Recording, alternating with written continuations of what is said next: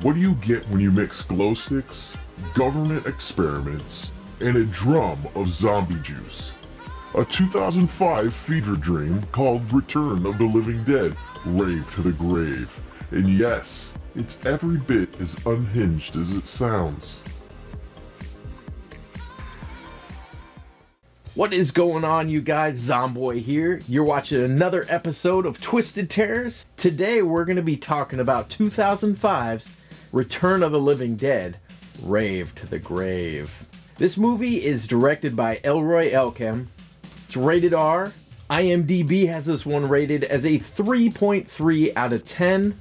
Letterboxd has this one rated as a 1.7 out of 5. So practically the same rating as Necropolis. I'll read the plot. A student creates and sells a drug called Z, which has an unexpected side effect of resurrecting the dead as flesh-eating zombies, who proceed to wreak havoc at a Halloween rave. So let's not waste any more time, we'll jump right into it. This movie picks up right where Necropolis ends. You've got Uncle Charlie driving the same black truck with a tank of Trioxin in the back.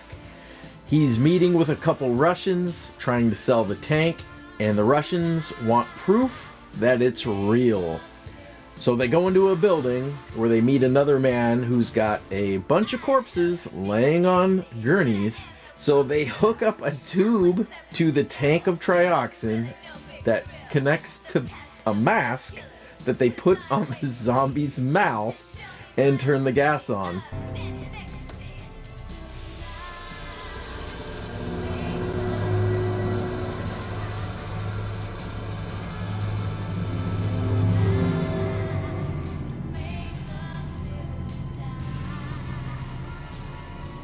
Well?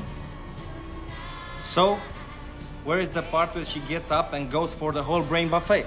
Nothing happens. So of course the Russians start thinking Uncle Charlie's selling them fake Trioxin 5.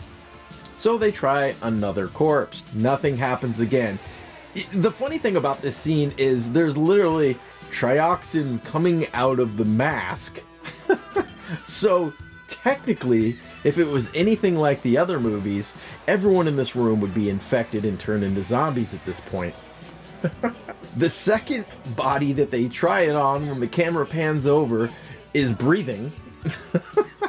So, yeah, that happened. They move to a third body. And of course, while they're putting the mask on the third body, the first one wakes up, bites one of the guys in the head. Uncle Charlie gets attacked. The last Russian starts shooting.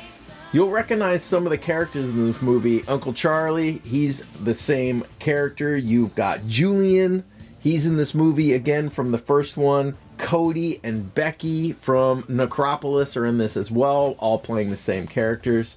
It cuts to Julian, he's at school, I'm assuming on a soccer team. He's doing exercises while his girlfriend Jenny is watching from the side. And his coach gets a note. And the coach opens it, looks at it, hands it to Julian and says, "I got bad news for you." Hands it to him and walks away. So Julian opens the note, and it's a note saying Uncle Charlie died. I have some bad news for you.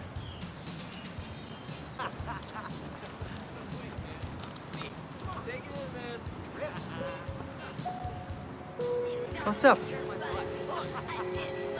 My uncle's been killed. Sorry, man. Talk about insensitive. Jeez. Charlie's extremely upset. Uncle Charlie is dead. Not sure why he's upset, since in the last movie, kidnapped one of his friends, attempted to kill all of them, including Julian. So Uncle's not a good person. He's very upset.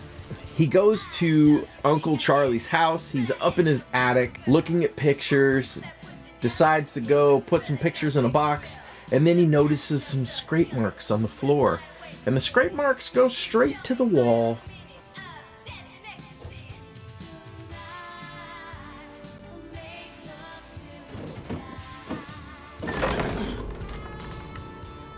So he pushes on the wall and it opens, and there's a hidden room in there with a bunch of lab equipment. His girlfriend Jenny shows up. She goes in the room with him. They pull a sheet off, and there are 2 tanks of Trioxin 5. Julian has no clue what these are, so he says, we gotta go get Cody and have Cody look at these. So they go meet Cody, who's at a party. They tell him, you gotta come look at this right away. They take one of the tanks and they take it to the school, to the chem lab where Cody works, and Cody's doing tests on the substance in the barrel, but I'm not sure how they got it out since when you open the nozzle on the tank, it's just a gas that comes out. But somehow he's got a green liquid and he's doing all kind of tests on the green liquid, and he says it's almost the same thing as X, but he thinks more powerful. Of course, their buddy Jeremy is there, who's a electronic DJ. He dips his finger right in that and puts it in his mouth. Well, there's only one way to find out. No, Jeremy? don't do that. Jeremy, Jay? Could someone put on some music? No questions asked. Sits down, he says he's not feeling anything, and then he starts to convulse and shake, and he trips out hard.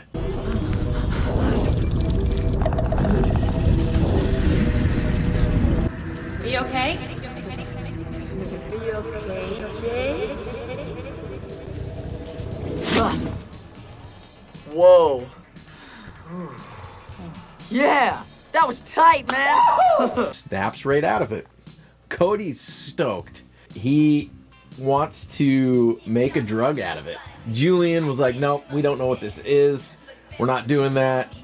And so Cody says, well, it's hooked up to everything right now, so give me till tomorrow. I'll unhook everything and you can have your barrel back. Julian falls for that and leaves. And right away, you got Jeremy and Cody process this stuff straight into pills, and they make hundreds and hundreds of pills to sell to all their friends. First thing they do is they take a bag of 500 of these pills. They go find their friend Skeet, who is the local drug dealer, and they sell him a bag of 500 of what they call Z, because when you take it, you zonk out like a zombie. It's a little ironic. Skeet starts selling these pills to everybody, and he's telling everyone, just make sure you only take one of these pills because I don't want you guys dying on this stuff. And he sells it to a couple guys that as soon as Skeet leaves, of course they take 3 each. Have a nice trip. Hey, what are you doing? Didn't you just hear what he said? He's a drug dealer. If he was so smart, he'd be in another business. The guys that take the pills, they start to fart.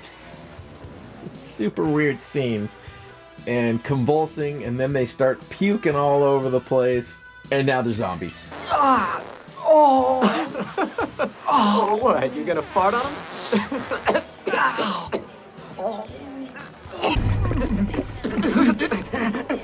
Should I bring you something?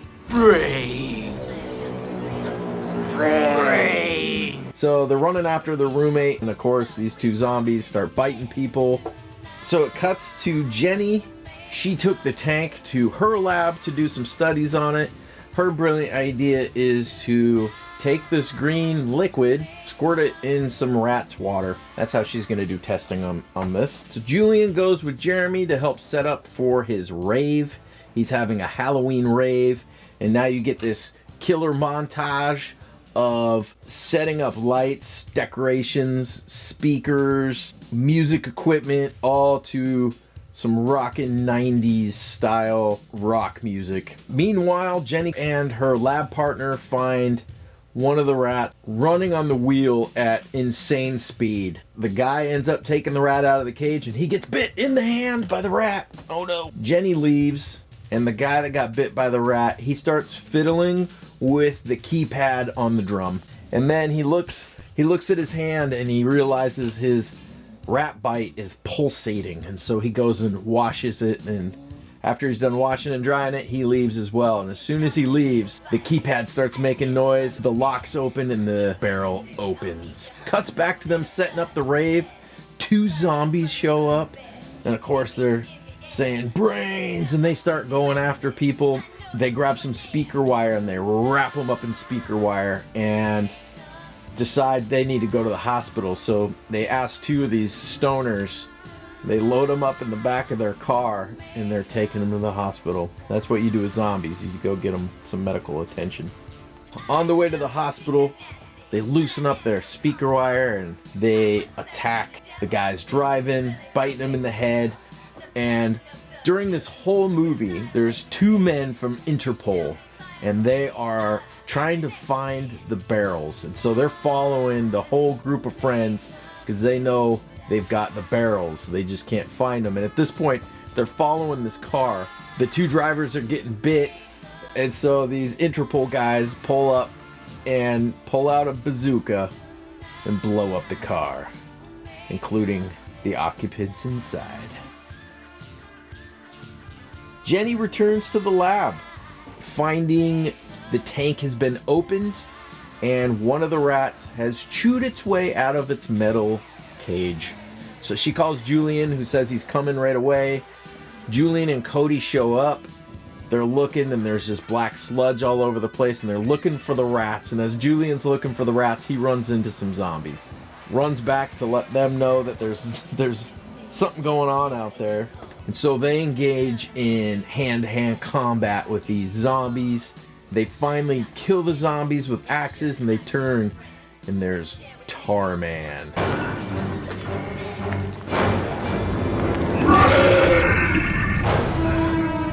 As Tarman is coming down the stairs, the 2 Interpol guys show up, shoots Tarman, and says, "Class dismissed."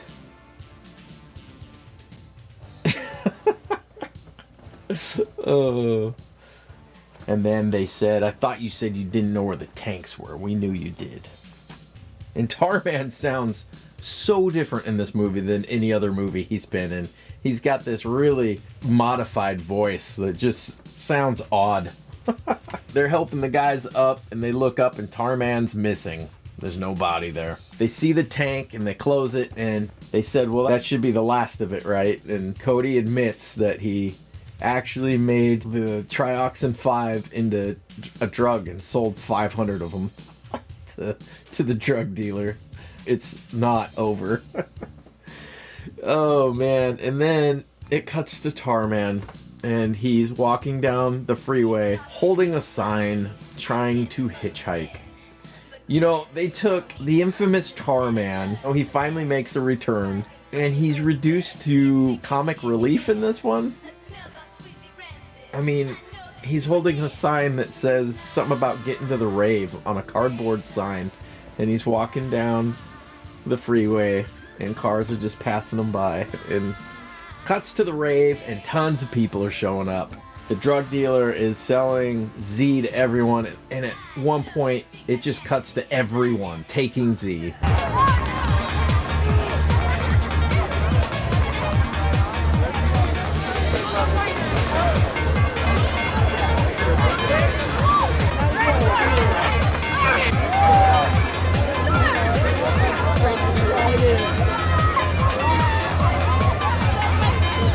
I mean, they're all taking it. Jeremy's up in the DJ booth. He's not feeling real good. He's the first one that tried Z in liquid form, just had a little bit of it, and so his took a while to kick in, and he's not feeling real good. He's looking a little pasty. Julian, Cody, Jenny, and the 2 Interpol people show up to the rave. The Interpol guys start giving the kids guns. They tell them, well, you guys can't go to a rave dressed like that. You're going to freak everyone out. And so they end up getting costumes from someone and they're dressed like female Vikings, which is pretty funny.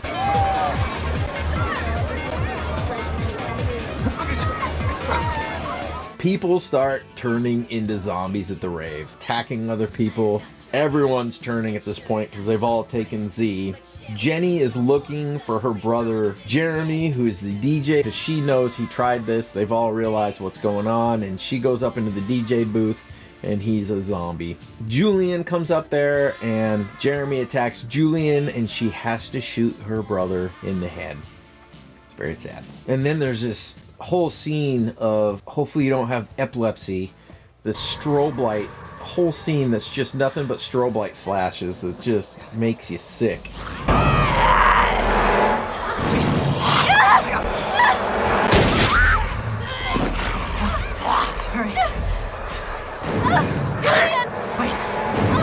Everyone's getting overran by zombies, and so the Interpol guys finally get on their radio and they call for help. Their government basically tells them the US government knows what's going on and is on their way, and they've dealt with this before. They're gonna get help. And all of a sudden, a helicopter shows up.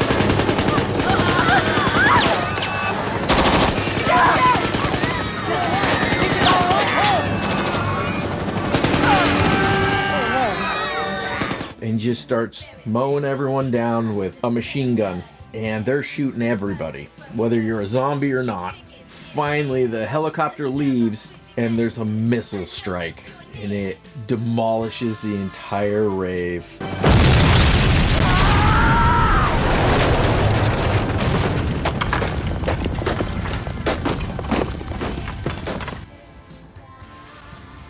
Holy sweet Jesus.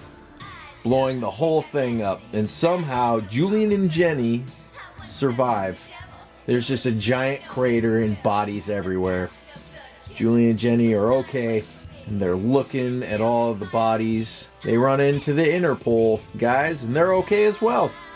The last scene is Tarman walking down the freeway, holding his sign, and he's getting upset because no one will pick him up. And he walks into the sunset. And that's the end of the movie. The end. I don't have a ton to say about this movie. It's just like Necropolis. It's the same director, shot in the same locations, it's the same actors. I have the same issues with this movie that I have with the first. It's just not real original. I don't care about any of the characters. So it's like, if you don't care about the characters, you don't care what happens, and then you end up rooting for the zombies.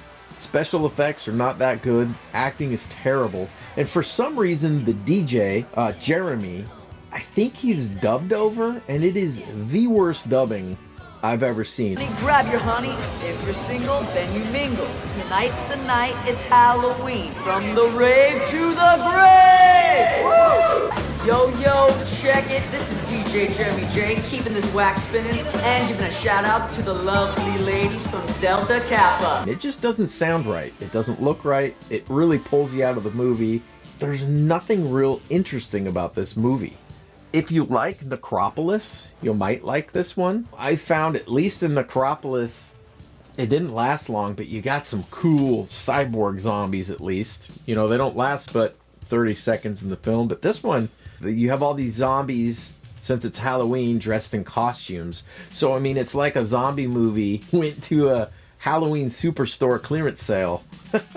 And they're all running around in costumes. So they're really trying to make this one more funny, I think, and to me the comedy doesn't hit. I've seen worse movies, and this again is a made-for-TV Sci-Fi Channel movie, so you know what you're gonna get. This one I think is my least favorite out of the entire series. It's a step down from Necropolis. I just don't think they're adding anything new to the Return of the Living Dead movies at all. They're just adding storylines that really go nowhere just to make a movie. And they shouldn't do that unless you got something good to offer. I was really bummed because I'm a huge fan of Tarman, and I really felt like he was a waste in this one. He didn't do anything. All his scenes were kind of just meant to poke fun at him. I didn't care for that either, but I'm not saying if you like this movie that you're doing anything wrong, because I probably give some movies 5 stars that a lot of people hate. I think for me this is like a 1 star, maybe 1 star out of 5. So, Zomboy says, skip this one too. Go watch Return of the Living Dead, the first one. It's great. It's perfect. The music is great. And that's the other thing. This one, all the music is just really bad in this. And even, you know, I like to take like the theme song or a song that reoccurs through the whole movie, and I like to loop it in my videos. This one I couldn't find anything. I tried to find the soundtrack to this movie and I couldn't find anything. So I just took a song from Return of the Living Dead that I like, Linnea Quigley Trash Dance song, throwing it in here. So that's all I have to say about this movie. I have now completed the Return of the Living Dead series. Probably never watch this one again. And when the new one comes out this year, 2025, Return of the Living Dead, you will know I'll be watching that, and I'll probably be reviewing that one as well. But this is Zomboy signing out.